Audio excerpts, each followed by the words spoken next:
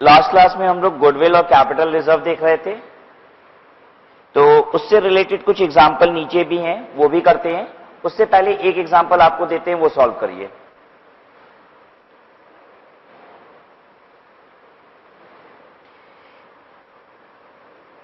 अब आपको सारी पूरी बैलेंस शीट बना के नहीं देंगे होल्डिंग कंपनी की, सब्सिडरी कंपनी की। पता है क्या करेंगे, जितनी इंफॉर्मेशन रिक्वायर्ड होती है आपको बस वही देते हैं, ठीक है। एच लिमिटेड मतलब होल्डिंग कंपनी। एच लिमिटेड के अंदर इन्वेस्टमेंट है, और इन्वेस्टमेंट क्या है, 70% equity share in S limited, 60,000,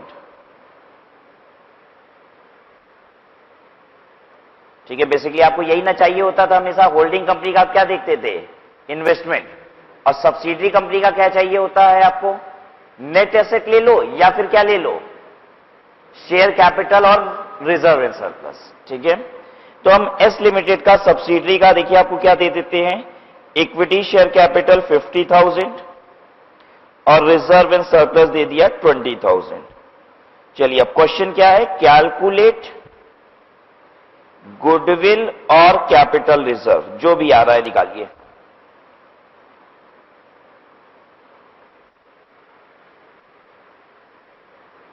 with in a minute निकालिए, गुडविल या कैपिटल रिजर्व जो आ रहा है।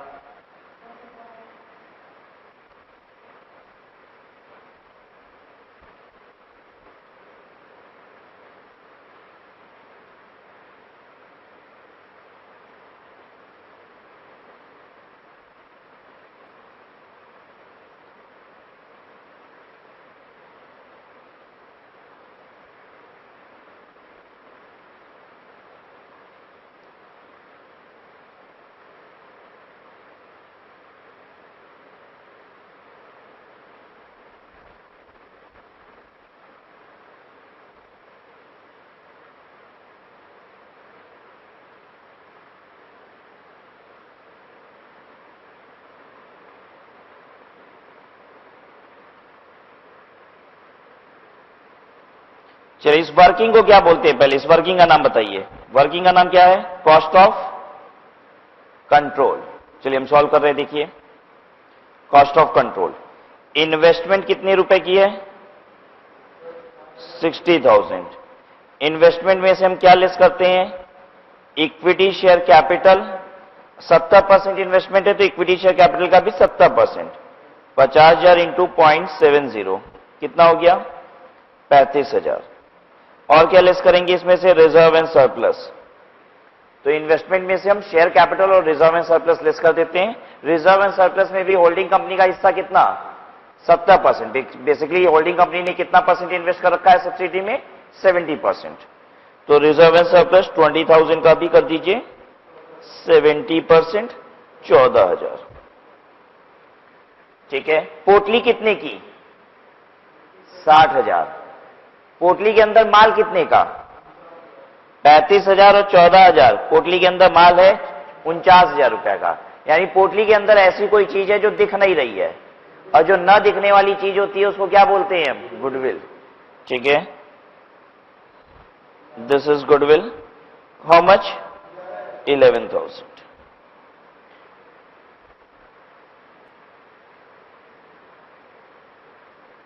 ठीक है। आप इक्विटी शेयर कैपिटल और रिजर्व एंड सरप्लस लेस करने की बजाय दूसरी क्या चीज लेस कर सकते थे, नेट एसेट का भी 70% लेस कर सकते थे। एसेट माइनस लायबिलिटी जितनी आती है उसका 70% आप लेस कर सकते थे, ठीक है। आपको दिखाएं, देखिए ये सब्सिडी कंपनी की बैलेंस शीट कैसी होगी। देखिए सब्सिडी कंपनी की हम पूरी बैलेंस शीट बना दे रहे हैं। अभी तो हम आपको दो इंफॉर्मेशन बस दिए थे ना, अब पूरी इंफॉर्मेशन दिखा देते हैं। देखिए ये कुछ ऐसा होगा, equity share capital 50,000, reserve and surplus 20,000, मान लीजिए करंट लायबिलिटी है 10,000, टोटल कितना आ रहा है 80,000। तो 80,000 रुपए एसेट भी होगा, फिक्स्ड एसेट और करंट एसेट मान लीजिए ये होगा 60,000 रुपया, ये होगा 20,000 रुपया, कितना हो गया 80,000। तो जो हम आपको दिखा रहे थे तरीका कि कैसे अलग से और कैलकुलेट कर सकते हैं। दूसरा तरीका यह है कि आप नेट एसेट निकाल लीजिए। नेट एसेट क्या होगा? Fixed asset plus current asset minus current liability. Asset minus liability is net asset. 60,000 plus 20,000 minus 10,000 कितना होता है? 70,000। 70,000 में कितना परसेंट इन्वेस्ट किया है होल्डिंग कंपनी ने? इस कंपनी में 70% इन्वेस्टमेंट है, तो होल्डिंग कंपनी का कितना हिस्सा है इस नेट एसेट में? 70% हिस्सा है। ठीक है, 70% 70,000 का कितना होता है? 49,000। तो आप ये भी कर सकते थे कि इन्वेस्टमेंट कितने रुपए की है, जरा बताइए। इन्वेस्टमेंट है 60,000 रुपए की, इसमें से आप नेट एसेट का 70% लेस कर सकते हैं, दैट इज 49,000 रुपए। कितने का? 70,000 रुपए का। नेट एसेट 70,000 है, 70,000 रुपए का 70% यानी कि 49,000 रुपए लेस कर दीजिए, 11,000 रुपए आ गया। यही क्या है? गुडविल।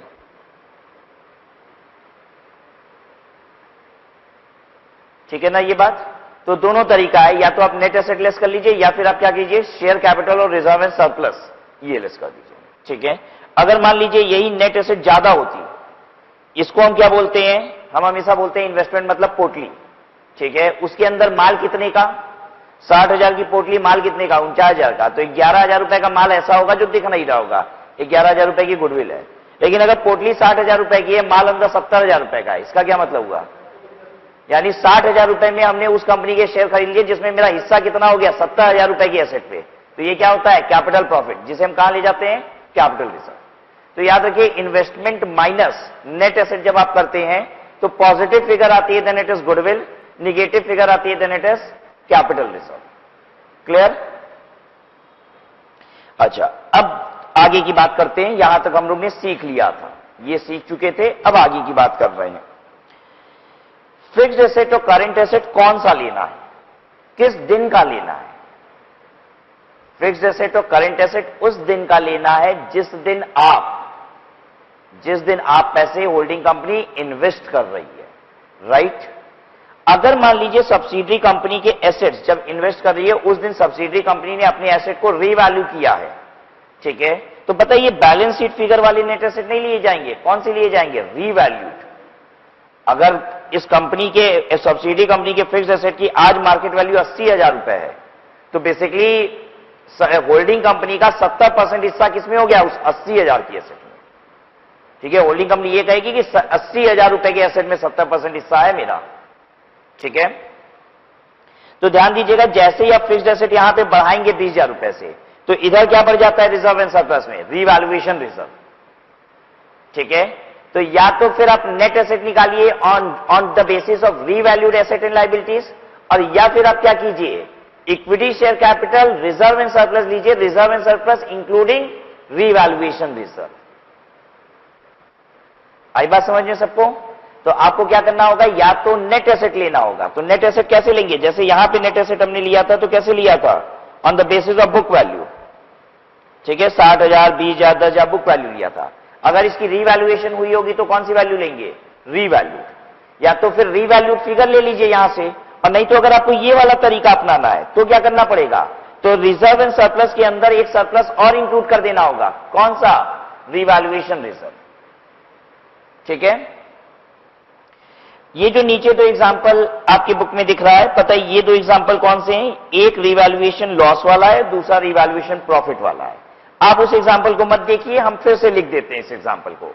ठीक है, आप भी कॉपी में नोट करिए एग्जाम्पल और उसे सॉल्व कीजिए, अपने से सॉल्व कीजिए।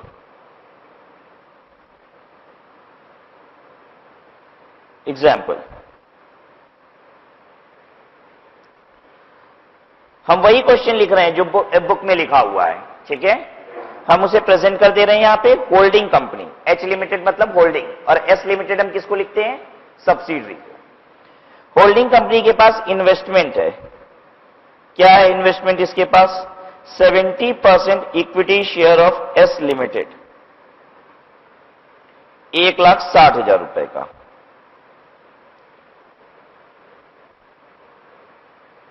ठीक है, अब एस लिमिटेड की कहानी बताएं। एस लिमिटेड का इक्विटी शेयर कैपिटल है 1 लाख रुपया, ठीक है। रिजर्व एंड सरप्लस है इसका 1 लाख रुपया का, ठीक है।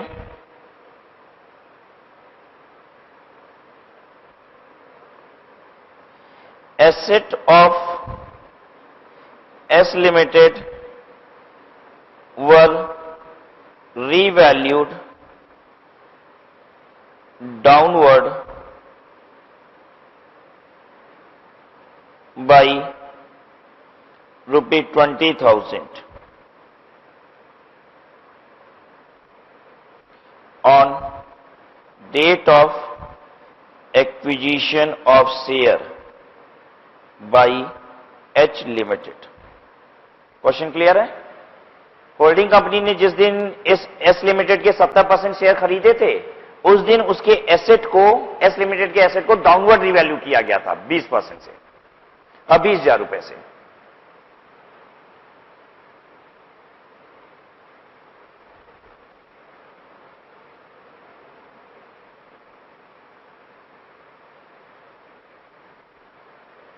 ये जो रिजर्व एंड सरप्लस आपको दिख रहा है, उसमें अभी रिवैल्यूएशन का इफेक्ट नहीं है, ठीक है। ये रिजर्व एंड सरप्लस बेसिकली आपका एक्युमुलेटेड प्रॉफिट है अभी तक का। चलिए सॉल्व करिए।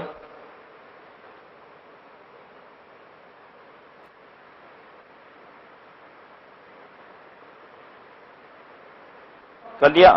चलिए देखिए सॉल्यूशन। वर्किंग को क्या नाम देते हैं, जल्दी बोलिए। Cost of control. हेडिंग दिया इन्वेस्टमेंट। How much? 1,60,000। इसमें से इक्विटी शेयर कैपिटल लेस करेंगे, लेकिन 1 लाख का कितना परसेंट? 70%, ठीक है। रिजर्व एंड सरप्लस का, रिजर्व एंड सरप्लस कितना? ध्यान दीजिएगा 1 लाख रुपया नहीं होगा, 20,000 रुपए का रिवैल्यूएशन लॉस भी तो हो गया है, तो वो कितने का हो चुका है? 80,000, ठीक है।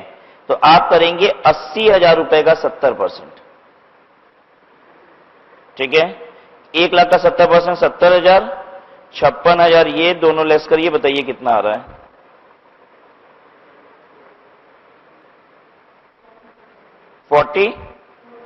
नो 34,000 रुपए, ठीक है। पॉजिटिव फिगर है, दिस इज गुडविल।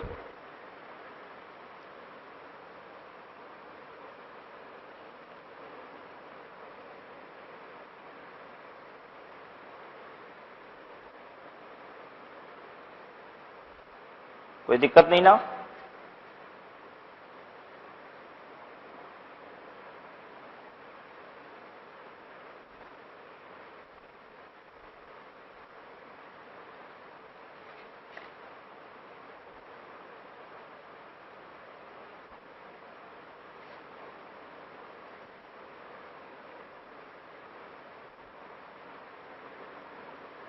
चलिए क्वेश्चन चेंज करें आप। क्वेश्चन है 1,30,000 ये है, और ये 20,000 नहीं है, ये अपवर्ड है 20,000। चलिए अब सॉल्व कीजिए फिर से।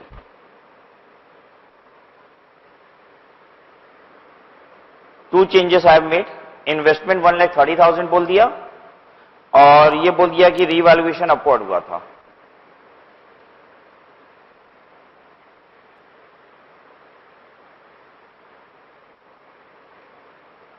बोलिए, कर लिया?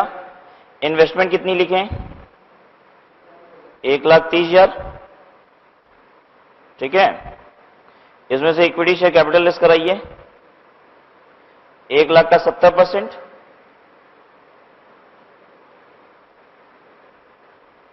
70,000, और रिजर्व एंड सरप्लस कितना लेस कराएंगे? 1,20,000 का 70%, यानी कि 84,000। निगेटिव फिगर आ रही है, अब बताइए कितनी? 24,000 रुपया। क्या बोलेंगे इसको? Capital reserve. यही था, एग्जाम्पल 1 और 2 हमने करा दिया आपको।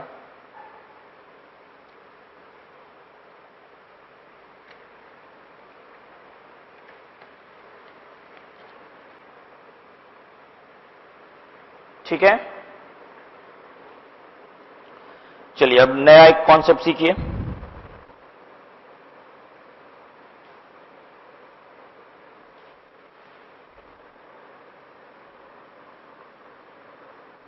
Treatment of dividend paid by subsidiary to holding.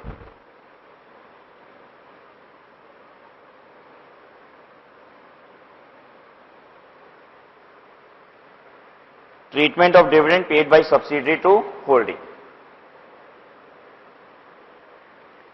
सबसे पहले जैसे ही डिविडेंड मिलता है आप ये चेक करेंगे कि डिविडेंड प्री एक्विजिशन डिविडेंड है या पोस्ट एक्विजिशन डिविडेंड। क्या चेक करेंगे हम लोग? Whether the dividend is pre acquisition dividend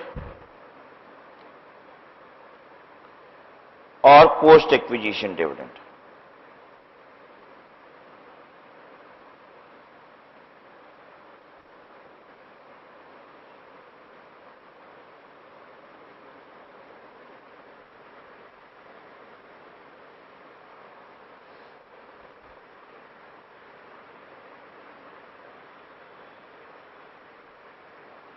ठीक है, आइए समझाते हैं पहले कब प्री एक्विजिशन डिविडेंड कहा जाता है और कब पोस्ट। पहले ये समझा देते हैं, फिर बताते हैं ट्रीटमेंट क्या होती है।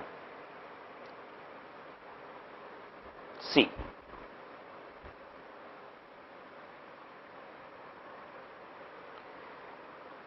से दिस इज फाइनेंशियल ईयर 18-19, मतलब ये है 1/4/2018 और ये क्या है 31 मार्च 2019। ठीक है, जो होल्डिंग कंपनी है वो शेयर यहां पे एक्वायर करती है। Holding company H limited purchased share on this date. ठीक है, एच लिमिटेड ने यहां पे शेयर परचेज किए हैं और ये जो सब्सिडी कंपनी है, सब्सिडी कंपनी वो क्या करती है, फाइनेंशियल ईयर 18-19 का डिविडेंड यहीं पे 31 मार्च 2019 को एस लिमिटेड अपना डिविडेंड क्या करती है, पे करती है।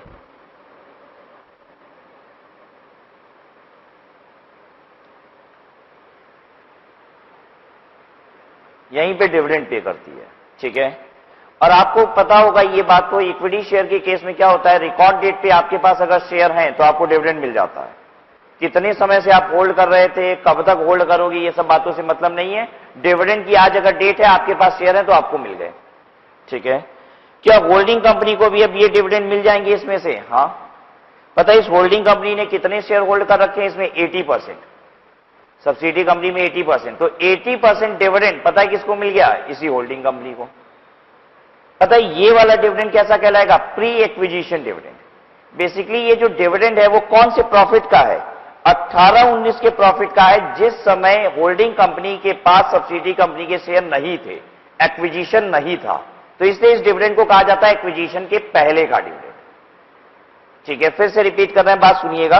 अगर मान लीजिए होल्डिंग कंपनी शेयर यहां पे परचेज की होती 1/4/18 को, ठीक है, और अब सब्सिडी कंपनी फाइनेंशियल ईयर 18-19 का डिविडेंड यहां पे बांटती, तो किसको मिला होता? होल्डिंग को भी मिला होता। अब होल्डिंग को यहां पे जब डिविडेंड मिलता है तो इसे पता है क्या बोलते हैं? Post acquisition dividend. क्योंकि डिविडेंड जो है वो कब का है? शेयर खरीदने के बाद के पीरियड का डिविडेंड है। ठीक है, तो कभी कभी क्या होता है, हम शेयर जब खरीदे उसके पहले का डिविडेंड हमको नसीब हो जाता है। आज खरीदे, पुराना प्रॉफिट कंपनी बांट रही थी, हमको भी मिल गया। ठीक है, अगर मान लीजिए आपको पुराना कंपनी का प्रॉफिट मिल जाता है आपके एक्विजिशन से पहले के पीरियड के प्रॉफिट का डिविडेंड, तो डिविडेंड क्या कहलाता है? Pre acquisition. हमने शेयर खरीद लिया, उसके बाद का जो प्रॉफिट है उससे डिविडेंड आएगा, तुम क्या बोलेंगे? Post acquisition. ठीक है, तो क्या होता है pre acquisition dividend? Dividend received from profit, dividend received from profit of period when shares were not held. Dividend received from profit of period when shares were not held. जब share हमने नहीं खरीदे थे उस समय के पीरियड का profit मिल गया तो कहते हैं pre acquisition dividend. Post acquisition dividend कब कहते हैं?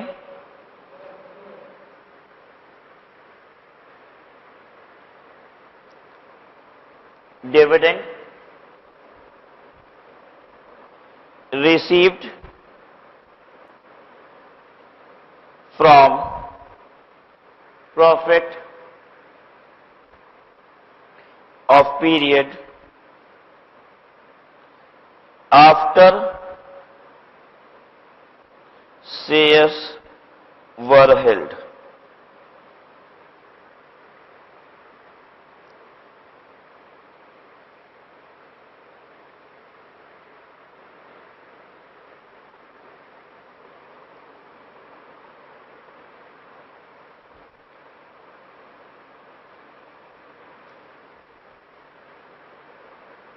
ठीक है बच्चों, तो हमें समझ में आ गया ना प्री एक्विजिशन डिविडेंड क्या होता है और पोस्ट एक्विजिशन डिविडेंड क्या होता है। प्री एक्विजिशन डिविडेंड अगर मिलता है तो उससे इन्वेस्टमेंट की कॉस्ट को कम कर दिया जाता है। ठीक है, अब ये होल्डिंग कंपनी अगर मान लीजिए सब्सिडी कंपनी के शेयर खरीदी थी 10 लाख रुपए में, ठीक है, और उसे डिविडेंड मिल गया कितना? 50,000 रुपए, तो इन्वेस्टमेंट ही कहती है हमने 9,50,000 रुपए का किया है। बेसिकली ऐसे समझिए, हमने अभी शेयर खरीदे तुरंत, कितने के? 10 लाख, और खरीदते ही ये पुराना प्रॉफिट मिल गया 50,000 का। खरीदते ही ये पुराना प्रॉफिट मिल गया जिसके हम हकदार नहीं थे, क्योंकि उस समय तो मेरे पास शेयर भी नहीं थे, लेकिन रिकॉर्ड डेट पे हमको प्रॉफिट मिल गया, शेयर डिविडेंड मिल गया, कितने का? 50,000। तो पता हम क्या बोलते हैं? मेरी इन्वेस्टमेंट ही 950 की है। रिपीट करें अपनी बात, आज हमने शेयर खरीदे सब्सिडी कंपनी के, कितने के? 10 लाख, और तुरंत में हमको क्या मिल गया? एक पुराने प्रॉफिट का डिविडेंड, कितने रुपए का? 50,000 रुपए का। तो पता है हम क्या बोलेंगे? हम कहेंगे हमने इन्वेस्टमेंट ही 9,50,000 किया है, 10 लाख दिए, खटाक से 50,000 पा गए, 9,50,000 का इन्वेस्टमेंट ही है। ठीक है, तो इसकी एंट्री होती है bank account debit to investment in S limited. कहीं ये बात लिख लीजिए, हम एस लिमिटेड लिखते हैं, आप कंफ्यूज ना होइएगा, हम एस लिमिटेड आदत बना लिए, सब्सिडरी को हम एस लिख देते हैं।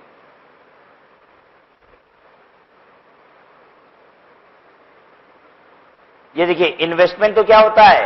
एसेट साइड में आता है, डेबिट बैलेंस होता है, हमने इन्वेस्टमेंट की वैल्यू कम कर दी। ठीक है, और अगर ये पोस्ट एक्विजिशन डिविडेंड है तो नॉर्मल एंट्री होती है जो सभी को ही करता है। डिविडेंड आते हैं तो एंट्री क्या करते हैं? Bank account debit to PL account. ठीक है, ये इनकम होती है, यही करेंगे, बैंक डेबिट टू पीएल।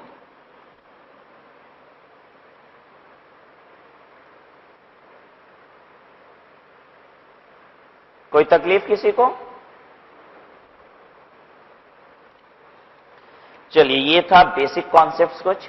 अब हम लोग इस लायक हो गए हैं कि कुछ क्वेश्चंस को कर सके, तो आइए स्टार्ट करते हैं। क्वेश्चन नंबर 1 देखते हैं।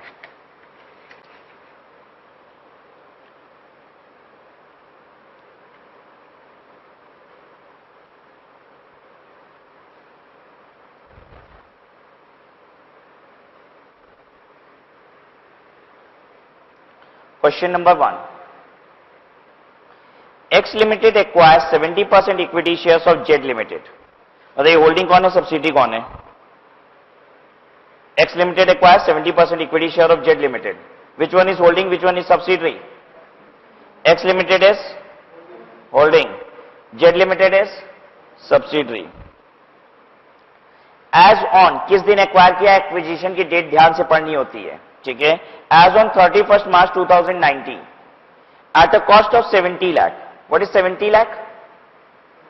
इन्वेस्टमेंट कितने का है? 70 लाख रुपए, इसे इन्वेस्टमेंट बोलते हैं, ठीक है। The following information is available from the balance sheet of Z limited. किसकी बैलेंस शीट दे रहा है? सब्सिडरी की। चाहिए भी किसकी? सब्सिडरी की बैलेंस शीट चाहिए। हमें इन्वेस्टमेंट चाहिए होती है होल्डिंग की, और सब्सिडरी की क्या चाहिए? बैलेंस शीट चाहिए, ठीक है। गुडविल और कैपिटल रिजर्व निकालने के लिए ये क्वेश्चन कहेगा आपसे, ठीक है। और गुडविल और कैपिटल रिजर्व निकालने के लिए सब्सिडरी का या तो हमको क्या दे दो? इक्विटी शेयर कैपिटल और रिजर्व एंड सरप्लस, और नहीं तो क्या दे दो? एसेट लायबिलिटीज दे दो। आइए देखते हैं क्या दे रहा है हमको। इन्वेस्टमेंट तो मिल गया, अब सब्सिडरी का हमको कुछ भी दे दो, या तो equity share capital reserve and surplus दे दो, और नहीं तो क्या दे दो? एसेट और लायबिलिटीज दे दो। देखिए क्या दे रहा है? Asset and liabilities. तो पता है इसीलिए हमने आपको दोनों तरीके सिखाए, ठीक है, कि एसेट एंड लायबिलिटीज दिया हुआ है तो नेट एसेट से भी कर लेंगे, और share capital reserve and surplus दिया है तो वहां से कर लेंगे, और पूरी बैलेंस शीट दी हुई है तो बड़ी अच्छी बात है, जो मन करेगा वो कर लेंगे। Fixed asset 120 lakh, investment 55 lakh, current asset 70 lakh, loans and advances 15 lakh, 15% debenture 90 lakh, current liabilities 50 lakh, ठीक है। लोन्स एंड एडवांसेस क्या है? करंट एसेट है या लायबिलिटी है? लोन्स एंड एडवांसेस एसेट होता है, ठीक है। आप पता है हेडिंग ही क्या देते हो बैलेंस से? Current asset loans and advances, ठीक है, दिस इज एसेट। चलिए ये 4 एसेट हो गया, ये 2 लायबिलिटी हो गई। आगे बढ़ते हैं। The following revaluation have been agreed upon. कुछ रिवैल्यूएशन को भी एग्री किया गया है, and not included in the above figure, यानी रिवैल्यूएशन अभी एडजस्टेड नहीं है। फिक्स्ड एसेट अप बाय 20% करना है, तो ये बताइए रीवैल्यूड फिगर के हिसाब से नेट एसेट निकालेंगे या फिर बुक वैल्यू के हिसाब से? रीवैल्यूड फिगर के हिसाब से रिवैल्यूएशन कर देना होगा, उसके बाद जो वैल्यू आएगी वो नेट एसेट और लायबिलिटी ली जाएगी, ठीक है। इन्वेस्टमेंट डाउन बाय 10%, ये करना है रिवैल्यूएशन, तो कर देंगे डाउन करने के बाद की वैल्यू लेंगे। Z limited declared and paid dividend at the rate of 20% on the equity share as on 31 March 2019। Z limited dividend declare कर रहा है। जेड लिमिटेड कौन है? सब्सिडरी। ये डिविडेंड दे रहा है 20% का अपनी इक्विटी शेयर पे 31 मार्च 2019 को। होल्डिंग कंपनी की बल्ले बल्ले हो गई। होल्डिंग कंपनी आज ही 31 मार्च 2019 को पैसे लगाई थी, और इसी दिन क्या मिल गया? डिविडेंड। ये देखो कौन सा डिविडेंड है ये, अब आप बताइए। Pre acquisition, post acquisition? Pre acquisition, ठीक है। इस डिविडेंड से क्या किया जाता है? इन्वेस्टमेंट की कॉस्ट को कम किया जाता है या पीएल में ले जाया जाता है? इन्वेस्टमेंट की कॉस्ट को कम किया जाता है, ठीक है। X limited purchase the shares of Z limited eight the rate of 20 पर शेयर। कह रहा है ये जो 70 लाख रुपए में हम शेयर खरीदे हैं ना, 20 रुपए के रेट से खरीदे हैं। एक्स लिमिटेड ने 20 रुपए के रेट से खरीदा है। कितने नंबर ऑफ शेयर खरीदे हैं पता चल जाएगा। 70 लाख रुपए का शेयर खरीदा है, 20 रुपए के रेट से खरीदा है। कितना शेयर खरीदा है? 3.5 लाख शेयर खरीदा है, ठीक है। डिविडेंड कितना मिल रहा है? 20%। 20% डिविडेंड किस पे मिलता है? ये जो डिविडेंड का रेट होता है वो शेयर की कौन सी वैल्यू पे होता है? फेस वैल्यू पे कि मार्केट वैल्यू पे? कंपनी जब बोलती है कि हम 10% डिविडेंड दे रहे हैं, 20% डिविडेंड दे रहे हैं, तो किस पे बोलती है? फेस वैल्यू पे, ठीक है। इसने तो 20 रुपए, एक्स लिमिटेड ने तो 20 रुपए के रेट पे खरीदा होगा। 20 रुपए तो क्या होगी? मार्केट वैल्यू, ठीक है। यहां पे फेस वैल्यू दी हुई नहीं है। फेस वैल्यू आपको एज्यूम करनी पड़ेगी। क्या एज्यूम करें? 10 रुपए। नॉर्मली जो फेस वैल्यू शेयर की होती है वो क्या होती है हम आपको बता दें। जनरली ये कंपनी की फेस वैल्यू होती है 10 रुपया, फिर या तो फिर 100 रुपया। तो अगर आपको 20 रुपए की मार्केट वैल्यू दिख रही है तो आप यही एज्यूम कर लीजिए कि 100 रुपए तो नहीं होगी फेस वैल्यू। क्या होगी? मान लीजिए 10 रुपए, ठीक है। ये हमेशा याद रखेंगे। कभी भी दिया हुआ है शेयर खरीदा गया 14 रुपया, तो ये मत सोच लेना कि फेस वैल्यू 14 रुपए होगी। फेस वैल्यू 10 रुपए होगी, 14 रुपए में खरीदा गया है। हाँ, कभी ये बताए कि शेयर आपने खरीदे 135 रुपए के, तब आप क्या मानिएगा? बेसिकली फेस वैल्यू हमेशा आसपास का मान लिया करिए, ठीक है। क्या मान लीजिएगा? 100 रुपए मान लीजिएगा। क्लियर है ना? तो ऐसा कुछ नहीं है कि हम यहां पे यूनिक काम कराने जा रहे हैं, आपको ऐसा ही करना भी है हर जगह, ठीक है। जब भी बात आएगी डिविडेंड की तो dividend is always on face value, तो कुछ ना कुछ फेस वैल्यू दी होगी क्वेश्चन में। नहीं दी होगी तो आपको एज्यूम करनी होगी। तो क्या लगता है बेहतर क्या होगी फेस वैल्यू? जब 20 रुपए का शेयर दिख रहा है ना, तो हम समझ गए इस फेस वैल्यू क्या होगी, 10 रुपए। ज्यादातर यही तरीका होता है, कंपनी फेस वैल्यू क्या रखती है, 10 रुपए, फिर 100 रुपए, और बड़ी कंपनियां 1000 रुपए हो सकता है फेस वैल्यू रखी हो। ठीक है, it is always like this. Calculate the amount of goodwill oblique capital reserve on acquisition of shares of Z limited. कह रहा है गुडविल या कैपिटल रिजर्व जो भी है निकालिए। क्या क्या वर्किंग करनी है, ध्यान से सुनिए। आपको देखना है इन्वेस्टमेंट कितने का, लेकिन इन्वेस्टमेंट जितना रुपए का किया गया वो इन्वेस्टमेंट नहीं कहलाता। यहां पे प्री एक्विजिशन डिविडेंड आ रहा है, प्री एक्विजिशन डिविडेंड जितना आता है ना, उतने से इन्वेस्टमेंट को कम कर दिया जाता है। फिर निकालना होगा आपको नेट एसेट। नेट एसेट का करना होगा उतना परसेंटेज जितना पैसा इन्वेस्ट किया होल्डिंग ने सब्सिडी में। नेट एसेट का करेंगे 70%। फिर इन्वेस्टमेंट में से नेट एसेट का 70% घटा देंगे। पॉजिटिव फिगर आएगी तो गुडविल, निगेटिव फिगर आएगी तो कैपिटल रिजर्व। इतना काम करना है। रेडी? चलिए शुरू करिए। आंसर 1,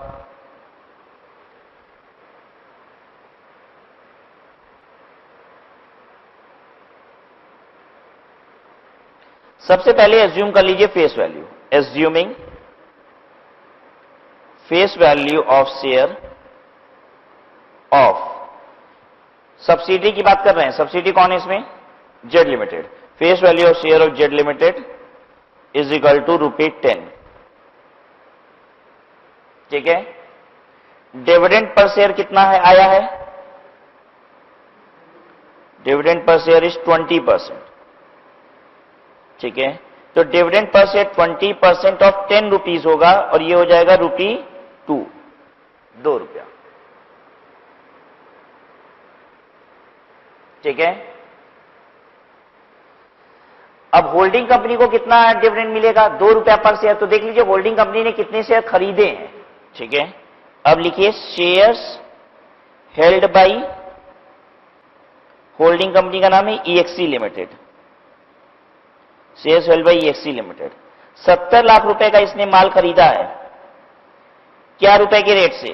20 रुपया। नीचे डिनोमिनेटर में डाला 20 रुपया। कितना आ गया? 3,50,000।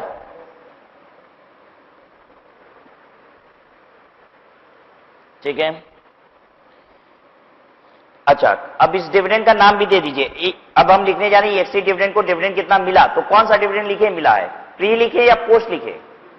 प्री एक्विजिशन डिविडेंड लिखिए। Pre acquisition dividend received by EXE limited. How much? 3,50,000 into 2 रुपया। कितना हो गया? ₹7 लाख।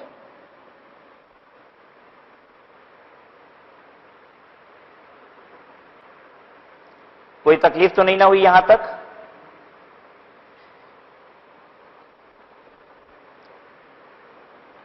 अब हम बता देंगे इन्वेस्टमेंट कितने का कहलाएगा। तब investment of EXE limited in Z limited.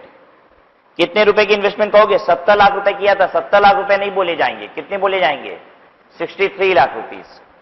₹70 lakh minus ₹7 lakh, ₹63 lakh.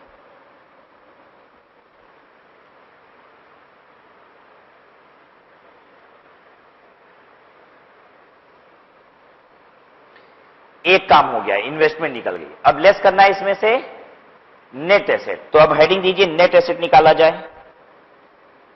Net asset किसका? Net asset, net asset of Z limited, subsidiary company. Question जब पढ़ते हो ना, तो क्वेश्चन में ऊपर ही लिख लिया करो होल्डिंग सब्सिडी, कंपनी के नाम पे ही, क्योंकि बार बार हम भूलने लग जाते हैं होल्डिंग कौन थी, सब्सिडरी कौन थी। नेट एसेट कैसे निकलेगा? फिक्स्ड एसेट 120 लाख का 120% कीजिए। 120 लाख है ना, उसका 120% करना होगा। यहां पे ऊपर लिख दो रुपी इन लाख। हम लोग लाख में कैलकुलेशन कर रहे हैं सारी। 120 लाख का 120%, 44 लाख। इन्वेस्टमेंट, इन्वेस्टमेंट को 5% कम करना है ना, 10% कम करना है, तो 55 इंटू 90%, 10% नीचे लाइए, 49.5। Current asset,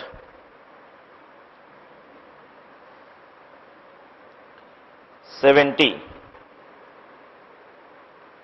loan and advances, 15।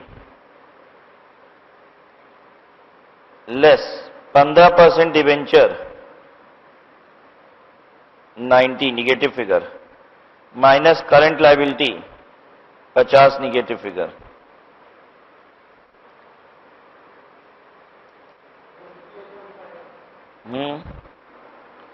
One date, अच्छा 138.5, 138.5 इज नेट एसेट।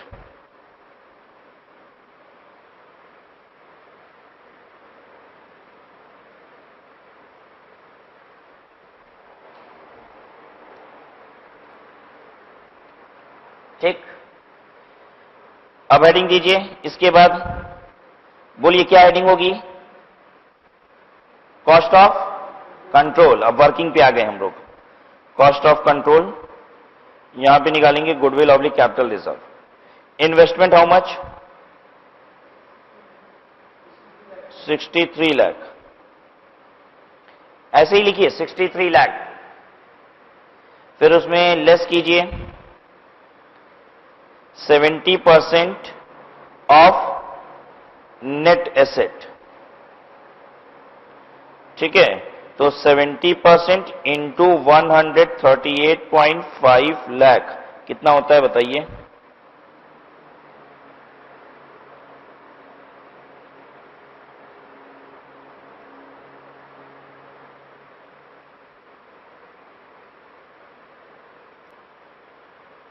बोलो। 96.95 लाख। क्या आएगा अब ये? गुडविल की कैपिटल रिजर्व। हाँ हाँ 33.95, 33.95 आएगा क्या? ये कहलाएगा क्या? हाँ, capital reserve. Since this is a negative figure ना, therefore this is capital reserve. अब निगेटिव नहीं लगा दीजिएगा, क्योंकि अगर निगेटिव हो रहा है तो उसी को कैपिटल रिजर्व बोलते हैं, पॉजिटिव आ रही है तो वो फिगर गुडविल कहलाती है। पता है कुछ देशों में कैपिटल रिजर्व को ही निगेटिव गुडविल बोलते हैं, वहां कैपिटल रिजर्व नहीं बोला जाता। ये हमारे देश में कैपिटल रिजर्व बोला जाता है। आपको ये भी आपकी नॉलेज के लिए बता दें कि कुछ देशों में गुडविल बोला जाता है, पॉजिटिव फिगर आती है तो, और निगेटिव आता है तो भी गुडविल बोला जाता है। ठीक है, वहां के अकाउंटिंग में यूज किया जाता है word goodwill and negative goodwill. हमारे हिंदुस्तान में निगेटिव गुडविल जैसा कोई वर्ड ही नहीं है। ठीक है, हम लोग क्या यूज करते हैं वर्ड? Capital reserve. तो अगर कभी कोई आप इंटरनेशनल बुक पढ़ रहे हैं या फिर गूगल पे आपने कोई फॉरेन कंपनी की बैलेंस शीट देखी और निगेटिव गुडविल वर्ड दिख गया तो घबराइएगा मत। वो निगेटिव गुडविल का मतलब क्या है? जो हमारे देश में कैपिटल रिजर्व है। ठीक है, तो ये था पहला क्वेश्चन। आइए क्वेश्चन नंबर 2 करेंगे अब हम लोग।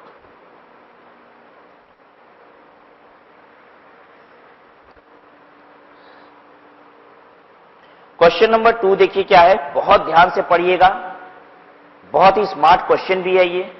ठीक है, गलत कराने का पूरा स्कोप करके बैठा है कि कैसे बच्चे से गलती हो जाए। देखिए क्या बोलता है, variety limited holds 46% of the paid up share capital of VR limited. Variety limited hold करता है 46% paid up share capital of VR limited. जल्दी बताइए होल्डिंग कौन है, सब्सिडी कौन है? बड़ी सुंदर बात बताई आपने, वेराइटी लिमिटेड होल्डिंग है और वीआर लिमिटेड सब्सिडरी है।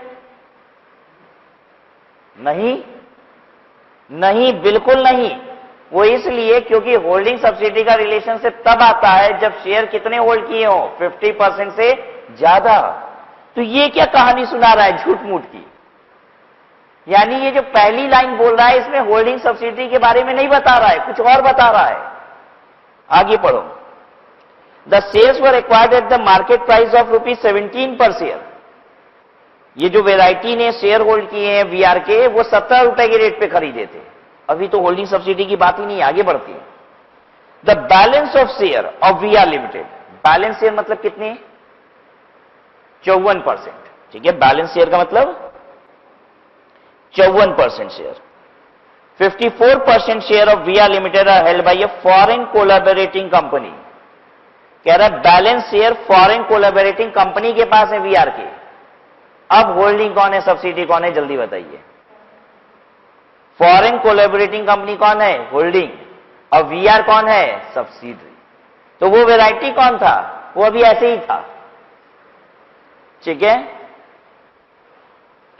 लेकिन देखिएगा अभी क्वेश्चन घूम फिर के कहां ले जाता है। अभी कौन है क्या है, अभी थोड़ी देर में कुछ और हो जाएगा, शेयर बेचे जाएंगे। ठीक है, इधर उधर होंगे शेयर। अभी तक की कहानी याद रखिए। वैरायटी कितना होल्ड करता है? 46। Foreign collaborating company 54। किसमें ये सब शेयर है? VR limited. The memorandum of understanding has been entered into with the foreign company providing for the following. Correct, memorandum of understanding बनी है फॉरेन कोलैबोरेटिंग कंपनी के साथ, जिसमें क्या लिखा हुआ है? The shares held by the foreign company will be sold to variety limited. अब ये जो फॉरेन कोलैबोरेटिंग कंपनी ये अपना शेयर बेच रही है वैरायटी लिमिटेड को। अगर ये 54% शेयर वैरायटी लिमिटेड को बेच देगी तो वैरायटी लिमिटेड के पास कितने शेयर हो जाएंगे? 100%।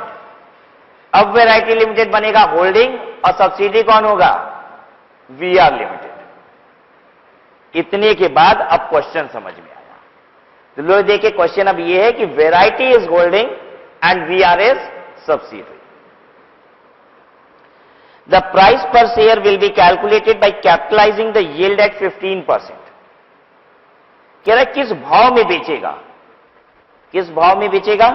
कह रहा है कि यील्ड को कैपिटलाइज करेगा एट द रेट ऑफ 15%। किस भाव में बेचेंगे? हमसे आपने पूछा सर किस भाव में बिजनेस बेच रहे हैं? हमने कहा कि जो मेरी यील्ड है ना उसको 15% पे कैपिटलाइज करके बेचेंगे। आइए बस इस बात का मतलब समझाएं। ठीक है, ये मेमोरेंडम में लिखा गया है ये लाइन। तो इस लाइन का क्या मतलब होता है?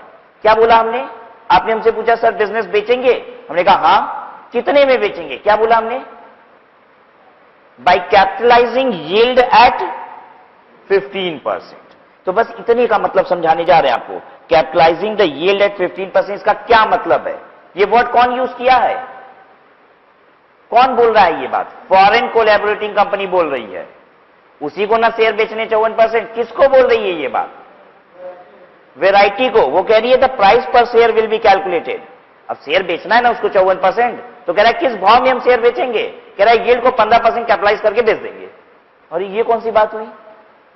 कह रहा है शेयर किस भाव में बेचेंगे? तो हमने क्या बोला? आपने पूछा सर शेयर क्या भाव में दे रहे हैं आप? हमने कहा बाय कैपिटलाइजिंग यील्ड एट 15%।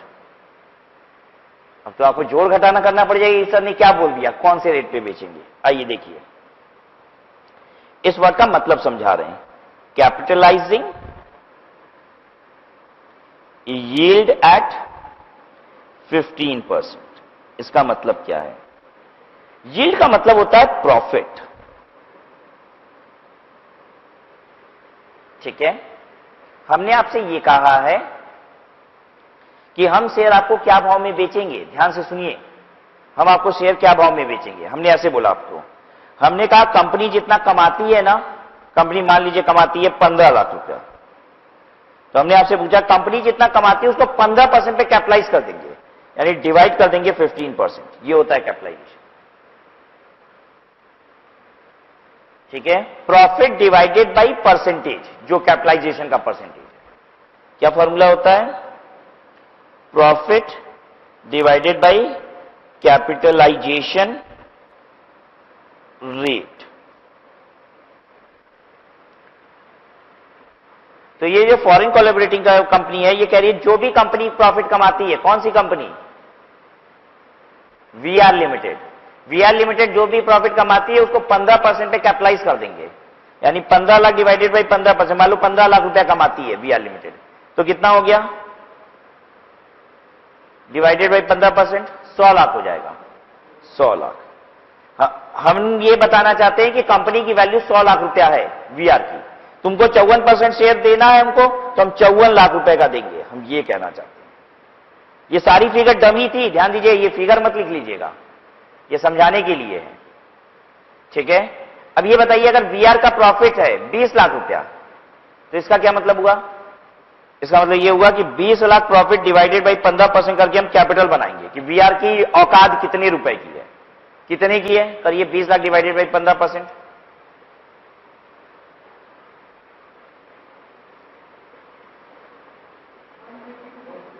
एक लाख 133 लाख रुपया, 133 लाख ना, 133 लाख। अब इसका 54% में हम आपको दे देंगे क्योंकि मेरे पास 54% शेयर है। अच्छा, अब ये डिवाइड क्यों हो रहा है ये भी समझा दें आपको। देखिए, प्रॉफिट क्या होता है? Capital into rate of return on capital is equal to profit. अगर हम ये कहते हैं हमने 10 लाख रुपए लगाया है, रेट ऑफ रिटर्न आपने पूछा कैपिटल पे क्या, हमने कहा 10%, तो प्रॉफिट यानी हम कितना कमाते हैं? 1 लाख। अगर हम आपको प्रॉफिट बता दें और इससे आपको कैपिटल बतानी हो मेरे बिजनेस की, तो कैसे बताएंगे? 1 लाख डिवाइडेड बाई 10%। यही तो किया जा रहा है। यील्ड का मतलब होता है profit, profit divided by rate कर दे रहे हैं, रेट ऑफ रिटर्न, तो क्या आ जा रही है? कैपिटल। तो उसने ऐसे बोला, कहा जो वीआर लिमिटेड जितना कमाती है ना, 15% पे हम इसकी वैल्यू कैपिटलाइज कर दे रहे हैं और 54% तुमको शेयर चाहिए, तो कंपनी की वैल्यू का 54% हमको दे दो। सबको समझ में आई बात?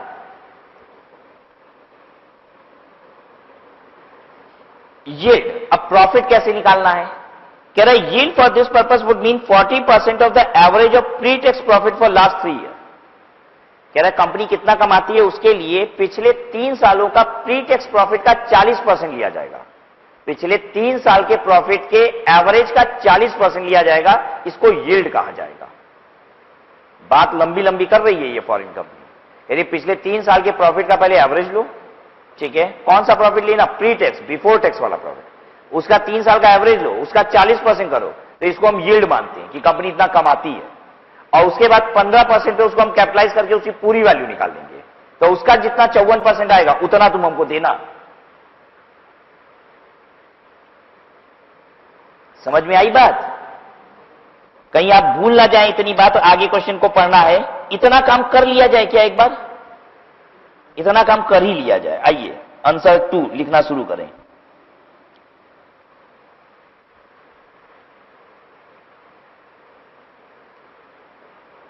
उसने कहा कि पहले तो हम निकालेंगे yield of VR limited. VR limited नाम है ना? हाँ। कैसे निकालेंगे? पिछले 3 साल के प्री टैक्स प्रॉफिट का एवरेज करेंगे।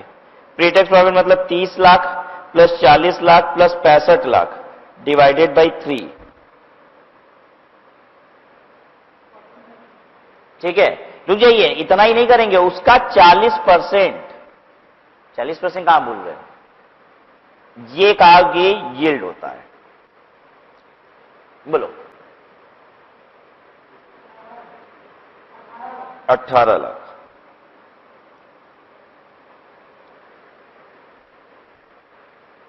ठीक है यहां तक? अब आगे क्या बोलता है? कहता है अब इसके बाद हम इसकी कैपिटलाइज्ड वैल्यू निकालेंगे। मतलब 18 लाख रुपया कमाने वाली कंपनी की वैल्यू क्या होती है। ठीक है, तो ये मान के चल रहा है कि लोग 15% कमाते हैं। अगर 15% कमाते हैं और 18 लाख रुपए की कमाई हो रही है, तो कंपनी की कैपिटल कितने की है बताइए, बिना निकाले बताइए जरा सा। 15% अगर कमाई हो रही है और 18 लाख रुपए की कमाई है, तो कैपिटल कितनी है? 18 लाख डिवाइडेड बाई 15%। तो कहता है आप कैपिटलाइज्ड वैल्यू निकालते हैं। किसकी? वीआर लिमिटेड की। 18 लाख रुपया का डिवाइडेड बाई 15%। हाँ, नो, 120 लाख।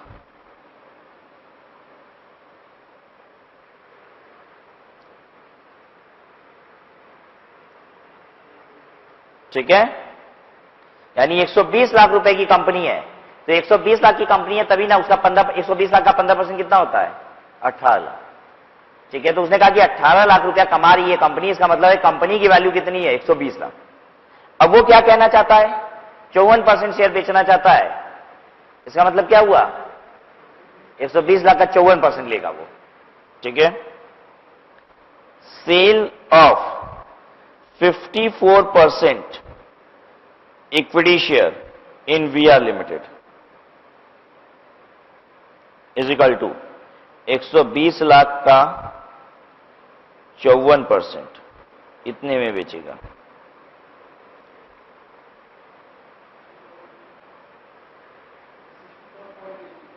$64.8 लाख। ये अभी तक जितना पड़ा था ना उतनी बात हुई है।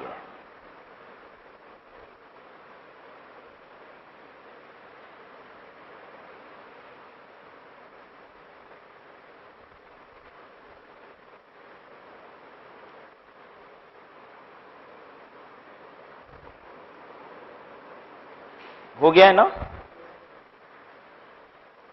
आइए यहां पे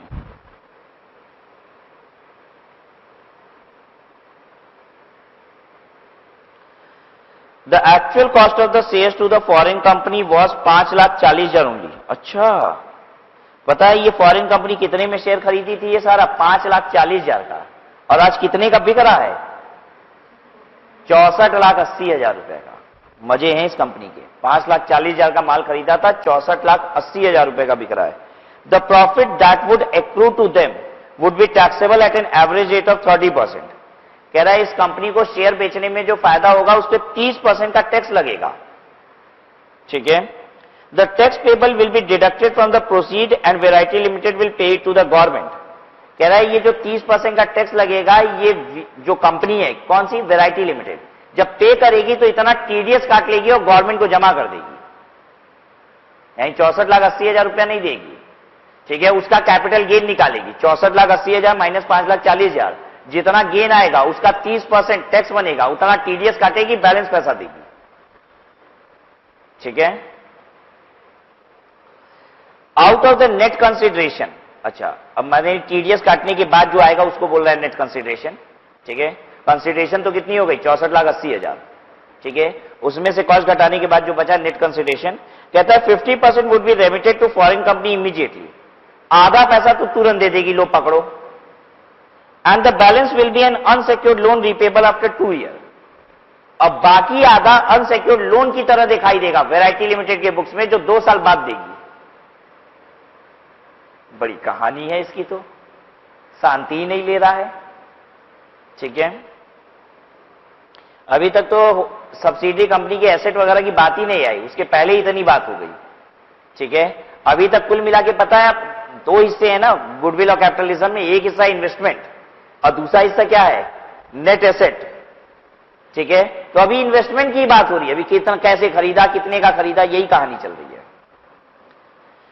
फिर the above agreement was approve by all concern for being given effect on 1/4/2019। कह रहा है ये सब अप्रूव हो गया कि ऐसा ही होगा। The total asset of VR limited as on 31 March 2019 was 1 crore. अब आई बात वीआर के एसेट की। वीआर का एसेट कितने का? 1 crore. It was decided to write down the fixed asset by 1,75,000। कह रहा है 1,75,000 से फिक्स्ड एसेट को राइट डाउन करना है, यानी अंडर वैल्यूएशन करना है। ठीक है। तो 1,75,000 कम करिए, कितना हो जाएगा एसेट? 98,25,000। ठीक है। Current liabilities of VR limited on the same date was 20 lakh. Current liability 20 lakh थी, तो एसेट कितना था? 98,25,000। करंट लाइबिलिटी है 20 लाख, घटा देंगे तो आ जाएगा नेट एसेट। फिर कहता है paid up share capital of VR limited was 20 lakh divided into 2 lakh equity share of 10 each. VR limited का टोटल शेयर जो है वो 2 लाख शेयर है, 10 रुपए के रेट से 20 लाख रुपए की टोटल इक्विटी शेयर कैपिटल है। ध्यान दीजिएगा, यहां एसेट और लाइबिलिटी यूज कीजिएगा। शेयर कैपिटल के साथ रिजर्व एंड सरप्लस नहीं दिया है। निश्चित है रिजर्व एंड सरप्लस का बहुत ज्यादा हुआ, 1 करोड़ की एसेट है इस कंपनी के पास। समझ में आ रहा है?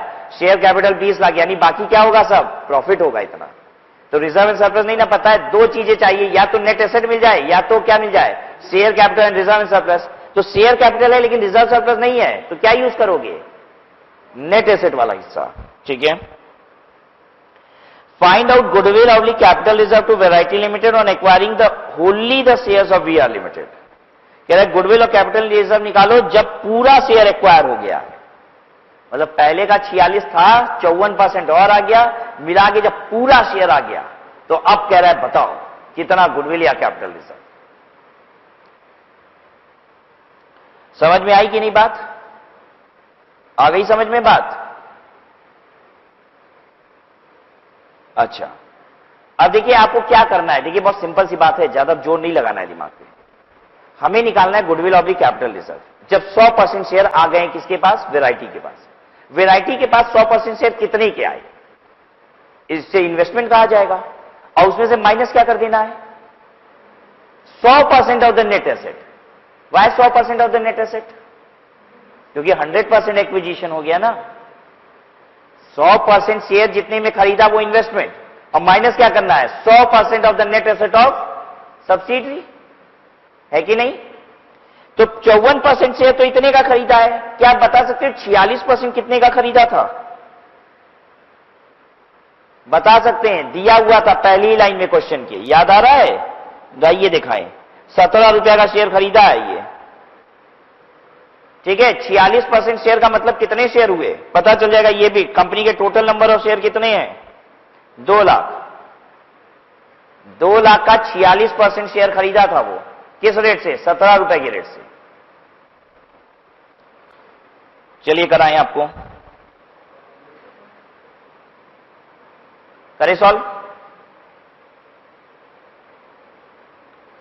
आप लोग वैरायटी लिमिटेड के लिए वर्किंग कर रहे हैं। इसका हम निकालने जा रहे हैं कॉस्ट ऑफ कंट्रोल। क्वेश्चन कह रहा है गुडविल या कैपिटल रिजर्व बताइए, तो यानी you have to work for cost of control. Investment,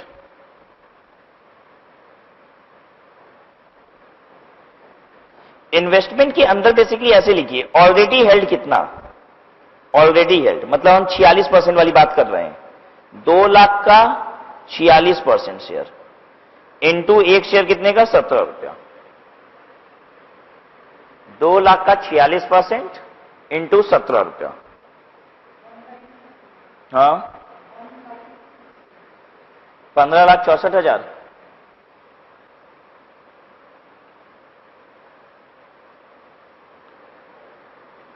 purchased from foreign collaborating company. Foreign company से कितने में खरीदा है? बाकी का कितना आया था? 64,80,000 ना। 64,80,000 जोड़ दीजिए, ये हो गई इन्वेस्टमेंट।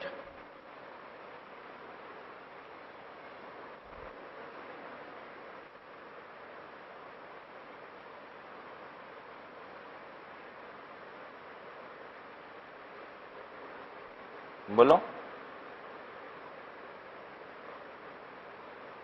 दोनों जोड़ दीजिए, मिला के 100% की इन्वेस्टमेंट की कॉस्ट आ जाएगी। कितना? 80,44,000। इसमें से घटाइए नेट एसेट। नेट एसेट का ना पूरा 100% घटाइएगा बच्चों, ठीक है। 100% ऑफ नेट एसेट मतलब एसेट माइनस लायबिलिटी। एसेट कितने का? 98,25,000 माइनस लायबिलिटी कितने की? 20 लाख। पूछो 98,25,000 कैसे आया? 1 करोड़ रुपए की एसेट थी, 1,75,000 डाउनवर्ड करने को कहा था, 98,25,000 हुआ।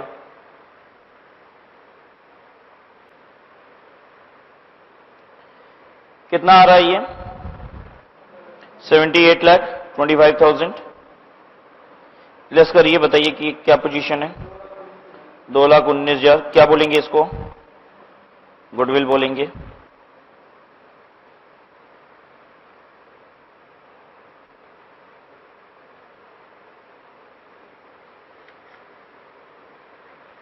ठीक है, यही निकालना था ना।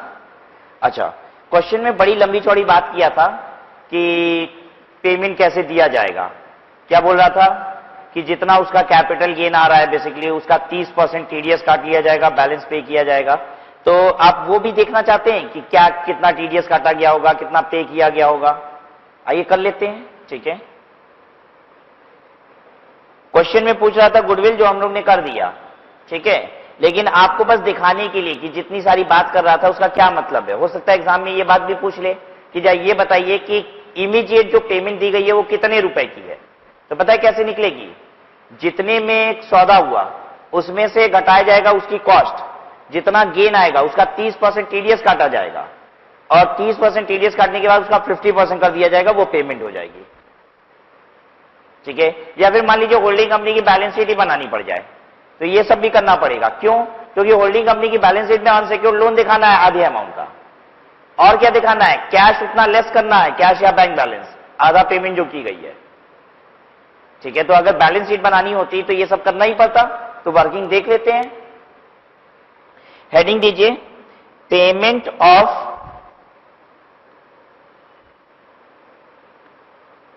पीसी, समझते हैं ना, परचेज कंसिडरेशन, शॉर्ट में हम इसको पीसी बोलते हैं। Payment of purchase consideration by variety limited to foreign company.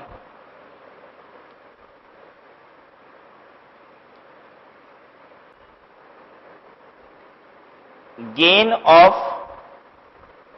Foreign company, foreign company का गेन कितना है? सेल कंसिडरेशन फॉरेन कंपनी की 64,80,000।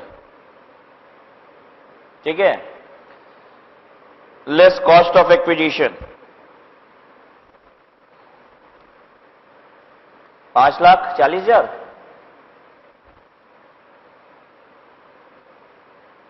गेन बताइए।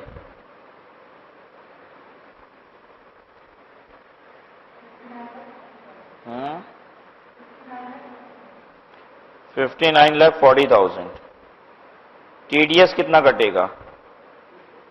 30% ऑफ 59,40,000,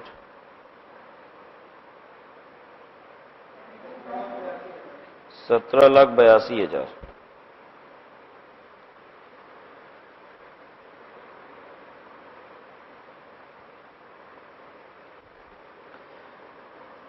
अब देखिए, अब हम बात कर रहे हैं वैरायटी लिमिटेड के लिए। परचेज कंसिडरेशन वैरायटी ने कितने में खरीदा? 64,80,000, right.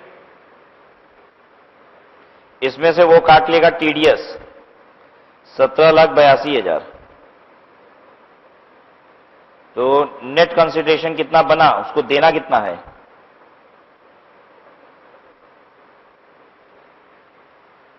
PC stand for purchase consideration. Purchase consideration variety की हो गई 64,80,000, जिसमें से 17,82,000 का टीडीएस काट लेगा। कितना देगा यानी? बताइए,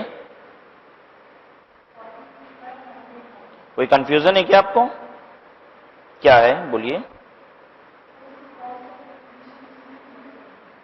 कॉस्ट ऑफ एक्विजिशन नहीं, वैरायटी लिमिटेड को कितने देने हैं? 64,80 तो देने हैं। वैरायटी लिमिटेड ये बायर है, हम बायर की बात कर रहे हैं कि उसे कितना पैसा देना है। तो यही ना बोल रहा था, बायर को क्या करना होगा? टीडीएस काट के आधा पैसा देना है, आधा अनसिक्योर्ड लोन। ठीक है, वो निकाल रहे हैं। ये तो इतनी कहानी बोला, नहीं बोलता तो बस सीधे हम बोलते वैरायटी लिमिटेड कितना देगा? 64,80। ठीक है, टीडीएस काट लिया, 46,98 हो गया। तो अब पेड इमीडिएटली कितना होगा? आधा। पेड इमीडिएटली 50% इंटू 46,98,000, बताइए कितना आ रहा है? 23,49,000 हो जाएगा। ठीक है, अनसिक्योर्ड लोन कितने का हो जाएगा? और वो भी आधा है, 23,49,000 का अनसिक्योर्ड लोन हो जाएगा। ये है पूरा क्वेश्चन। ठीक है।